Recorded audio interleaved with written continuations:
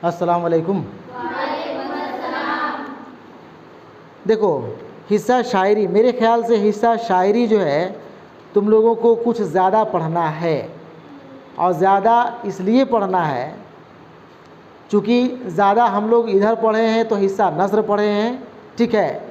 और साथ ही जो दूसरी किताब है तुम लोगों की, गुलिस्तान अदब के साथ साथ ख़याबान उर्दू भी है। ख़याबान उर्दू में पूरा का पूरा सिलेबस हिस्सा शायरी से ही है, ठीक है ना। तो हिस्सा शायरी तुम लोगों को ज़्यादा पढ़ना है, ठीक है। इसलिए आज हम शुरुआत कर रहे हैं हिस्सा शायरी से। देखो, हिस्सा शायरी में सबसे पहले है गज़ल, ठीक है।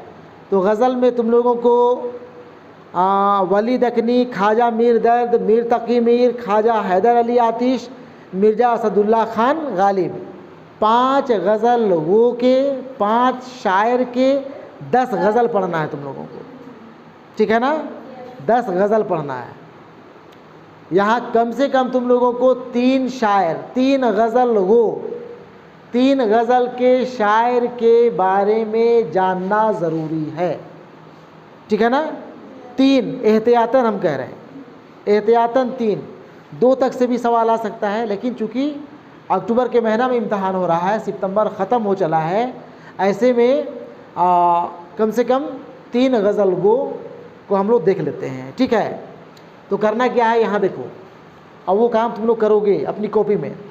सबसे पहले यहाँ पे लिखेंगे हम लिख देते हैं शायर, शायर का तखल्लुस, शायर का तखल्लुस, तखल्लुस समझते हो ना। शेर व शायरी में शायर के ज़रिए इस्तेमाल किया जाने वाला नाम, शॉर्ट नाम, असल नाम नहीं कहेंगे। शायर का असल नाम कुछ और हुआ करता है, ठीक है ना। और शायर शेर व शायरी में कुछ और ही नाम इस्तेमाल करता है। हाँ, हो सकता है कि असल नाम का ही एक छोटा रूप इस्तेमाल करता होगा, या फिर किसी किसी का तो बिल्कुल अलग ही तखल्लुस हुआ करता है ना। तो तुम लोग नोट करोगे सबसे पहले शायर का तखल्लुस, और उसके बाद लिखोगे पूरा नाम, पूरा नाम, बात समझे। पूरा नाम, क्लास 11 हो गया तुम लोगों का, वही तो, कोई बात नहीं, क्लास 11, इसके पहले क्लास 12 था ना। पूरा नाम हो गया। पूरा नाम के बाद तुम लोग लिखोगे शायर की तारीख़ पैदाइश, तारीख़ पैदाइश, और सिर्फ तारीख़ पैदाइश नहीं, जाए पैदाइश भी, यानी कि कब पैदा हुए, कहाँ पैदा हुए। यहाँ पे हम लिख रहे हैं पैदाइश शॉर्ट में। पहले देख लो, उतारने काम बाद में करना, उतारोगे गलती करोगे, हमको पता है कैसे उतारना भी हम बताएंगे, पहले इसको देखो समझो, है ना। पैदाइश, इसी में लिख देना तुम लोग ब्रैकेट में कब और कहाँ, कब और कहाँ, बात समझ गए। पैदाइश के बाद तुम लोग यहाँ लिखोगे वफ़ात,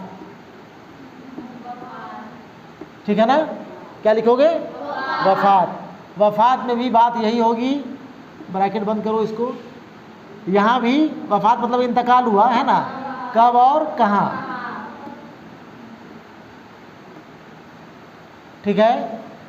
ये कौन कौन से शायर का जानना है, अभी हम उसका नाम लिख देंगे यहाँ पे, ठीक है। और तुम लोगों को भी पता है सिलेबस में, है ना, कौन कौन से किसको किसको पढ़ना है। तो कब और कहाँ हो गया। अब चूँकि पहले हम लोग गज़ल की बात कर रहे हैं, गज़ल में सवाल यह पूछता है, एक शेर दे देगा, ठीक है ना, एक शेर दे देगा और पूछेगा यह शेर किस शायर का है। आप यहाँ पे देखो, कम से कम 5 गज़ल गो के का गज़ल पढ़ना है तुम लोगों को, 5 शायर का गज़ल पढ़ना है, और 5 शायर का 10 गज़ल पढ़ना है। अब 10 गज़ल में कम से कम 50-60 शेर होगा, अशार होगा, होगा कि नहीं होगा। अब कौन सा शेर दे दे और पूछ दे कि यह शेर किसका है, कैसे पकड़ोगे, कैसे समझोगे, कैसे जानोगे, मुश्किल होगा ना। तो इसका आसान तरीका, गज़ल के शेर का हम लोग रदीफ़ जानेंगे। क्या जानेंगे, रदीफ़ जानेंगे। तो यहाँ पे हम लोग लिखते हैं रदीफ। ठीक है,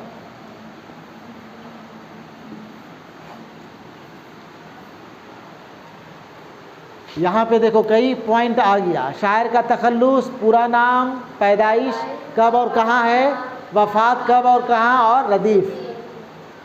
ठीक है ना। तुम लोग ये कर सकते हो, एक कॉपी के एक पेज में अगर इतना सारा लिखना चाहो नहीं लिख पाओगे। लिख पाओगे? मुश्किल है, नहीं बनेगा, नहीं अटेगा। अटेगा? अटेगा, अटना बोलती है ना, नहीं बनेगा। नहीं बनेगा तो यही बेहतर होगा कि तुम लोग जो है कॉपी का दोनों पेज लो। ठीक है ना, कॉपी का दोनों पेज ले लो और पहले पेज में शायर का तखल्लुस लिखो और पूरा नाम लिखो। ठीक है ना।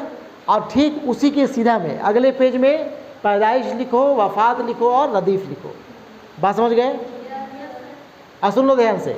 रदीफ के साथ साथ अब चूँकि हम लोग रदीफ का इस्तेमाल तो सिर्फ हम लोग करेंगे गज़ल में करेंगे ना। उसके बाद तुम लोग को यहाँ पे नज़्म भी पढ़ना है, मसनवी पढ़ना है, मरसिया भी पढ़ना है।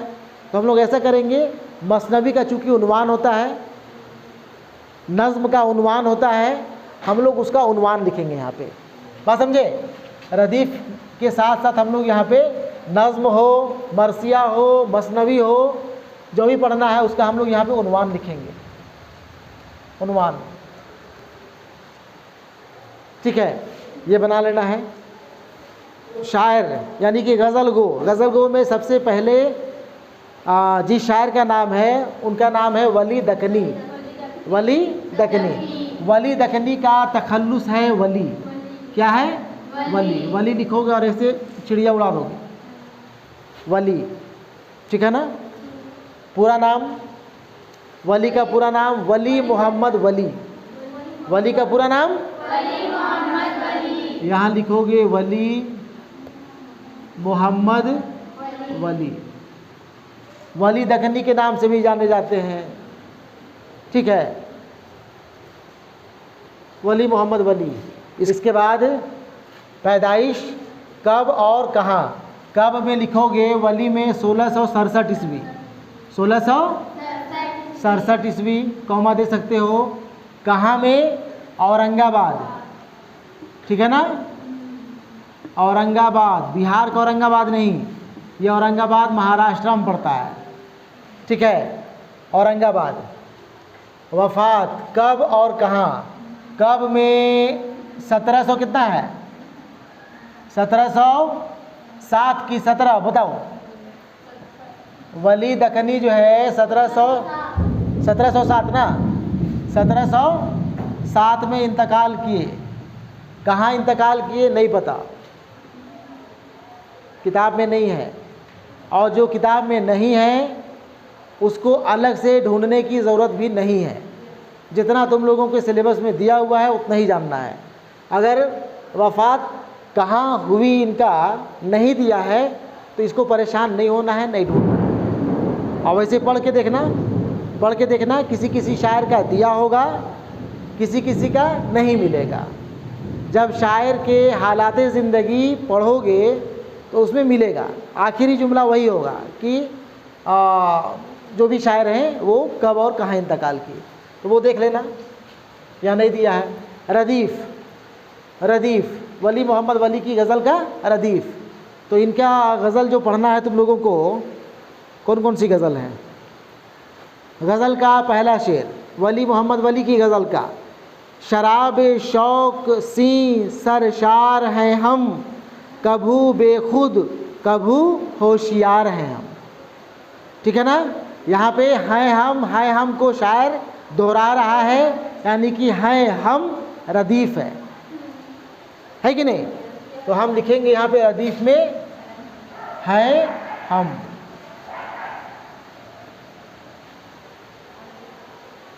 जो भी शेर देखो, जो भी शेर अगर तुम लोगों को पूछता है, देता है इम्तहान में कि यह शेर किस शायर का है, और वहाँ पे देख लो कि आखिर में है हम आ रहा है,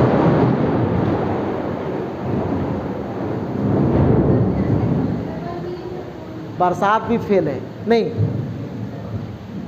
सितंबर ख़त्म होने जा रहा है, देख लो मौसम, पानी, बादल, बेहतरीन बारिश हो रही है झमाझम। ठीक है, तो रदीफ़ नोट कर लेना है तुम लोगों को। एक एक गज़ल, इनका 2 गज़ल पढ़ना है। इनके पहले गज़ल का रदीफ़ है हम। एक और गज़ल इनका है, किया मुझ इश्क ने जालिम को आब आहिस्ता आहिस्ता, के आतिशे गुल को करती है गुलाब आहिस्ता आहिस्ता। कौन सा लफ्ज़ को दोहराया गया है? आहिस्ता आहिस्ता। यहाँ पे आहिस्ता आहिस्ता भी इन्हीं की गज़ल का रदीफ़ है। आहिस्ता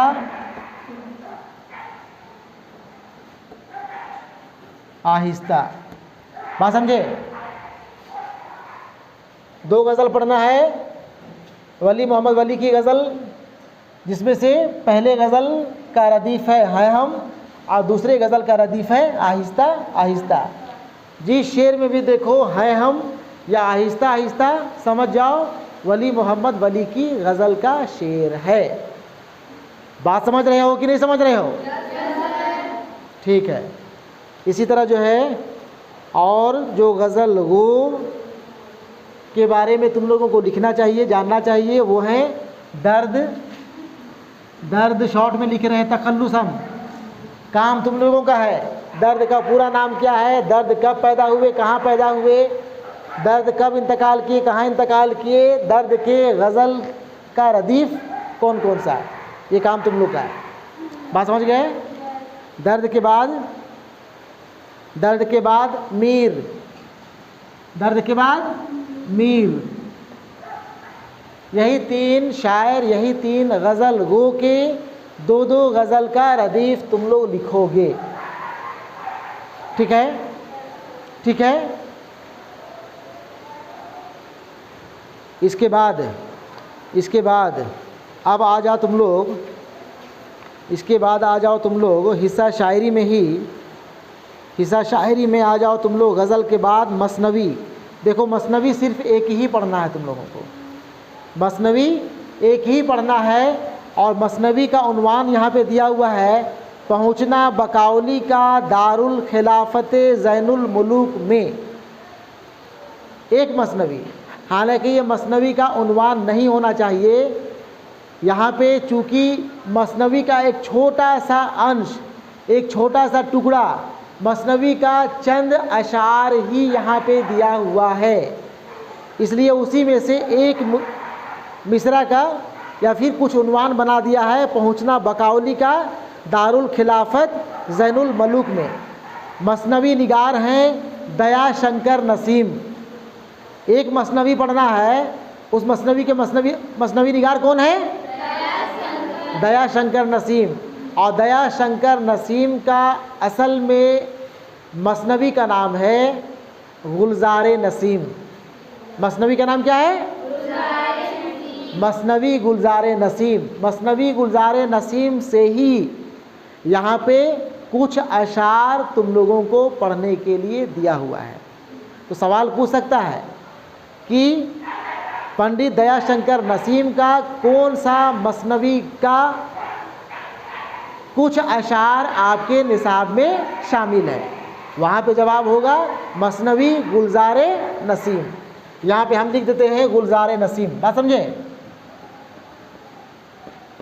गुलज़ारे नसीम मसनवी है।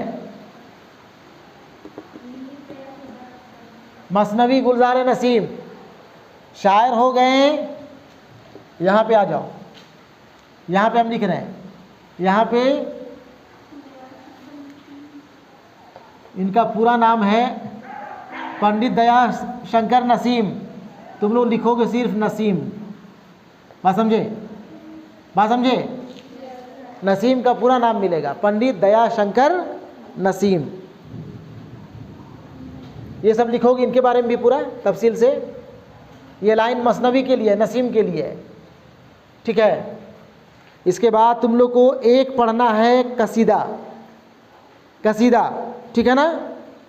और कसीदा गो हैं, कसीदा गो हैं, कसीदा है मिर्ज़ा गालिब का, हालांकि वहाँ पे शायद देखोगे तो नाम नहीं मिलेगा। दिया है मिर्ज़ा गालिब का नाम है दिया हुआ, ठीक है। तो मिर्ज़ा गालिब यानी कि गालिब का कसीदा है। गालिब उर्दू के बड़े शायर हैं, उर्दू के बड़े गज़ल गो हैं, लेकिन ये कसीदा भी कई लिखे हैं। कसीदा यहाँ पे कसीदा होता है किसी की तारीफ़ करना, किसी का बड़ाई बयान करना, बुराई भी हो सकता है, ठीक है, लेकिन ज़्यादातर कसीदों में तारीफ़ ही की जाती है। तो कसीदा में यहाँ पे जिसका बयान है, जिसका ज़िक्र है ना, वो है बहादुर शाह ज़फ़र। इसको अलग से हम बता दे रहे हैं, शायद कसीदा पढ़ने का वक्त ना हो तुम लोग के पास, लेकिन कसीदा में तारीफ़ यहाँ पे की गई है बहादुर शाह ज़फ़र की, बहादुर शाह ज़फ़र की। और ये कौन किए हैं? गालिब। यानी कि कसीदा का जो भी अशार दिया हुआ है वो बहादुर शाह ज़फ़र की शान में दिया हुआ है, बहादुर शाह ज़फ़र के बारे में दिया हुआ है। और ये काम कौन कर रहे हैं? गालिब। बात समझ रहे हो कि नहीं समझ रहे हो? हाँ उकारी कुछ नहीं, इतना ही करो आज, इतना ही नहीं करो। देखो इसके अलावे जो है नज़्म भी है, ठीक है। अब यहाँ पे चूँकि जगह नहीं है इसलिए हम नहीं लिख रहे हैं, लेकिन तुम लोग काम कर लेना, ठीक है। नज़्म में तुम लोग जो है, नज़्म में तुम लोग अकबर इलाहाबादी की एक नज़्म है मुस्तकबिल, अल्लामा इकबाल की एक नज़्म है शुआए उम्मीद, और एक नज़्म निगार जोशमली आबादी हैं, इनकी नज़्म है अलबेली सुबह। तो 3 नज़्म निगार का भी नाम तुम लोग लिखोगे, और उन नज़्म निगार का कौन कौन सी नज़में पढ़नी है उसको जहन में रखोगे।